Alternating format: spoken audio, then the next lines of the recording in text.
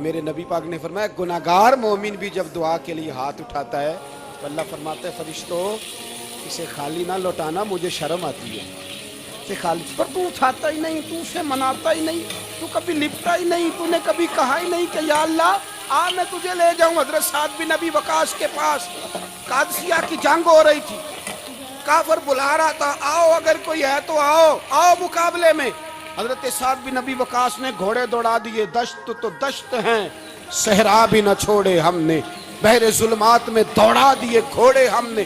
حضرت سعد بن ابی وقاص نے گھوڑے دوڑائے، آگے دریا آ گیا، کوئی پل نہیں کوئی شے نہیں، اسلام کی عزت کا سوال ہے۔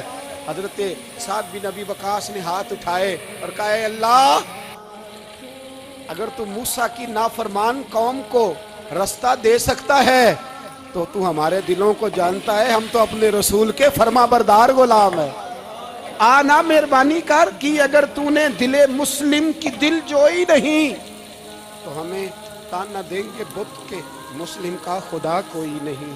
کہا اے اللہ مہربانی فرما اگر تو حضرت وَإِذْ فَرَقْنَا بِكُمُ الْبَحْرَ فَأَنْجَيْنَاكُمْ وَأَغْرَقْنَا آلَ فِرْعَوْنَ، اگر تو حضرت موسیٰ کی قوم کے لیے دریا پھاڑ سکتا ہے تو ہم تو نبی پاک کے غلام ہیں۔ صحابہ کہتے ہیں جناب سعد نے دعا مانگی تو دریا نے رستہ عطا فرما دیا۔ یار تو دعا بھی نہیں مانگتا؟ حضور نے فرمایا دعا صلاح المومن، دعا مومن کا ہتھیار ہے، تو نے یہ بھی چھوڑ دیا ہے۔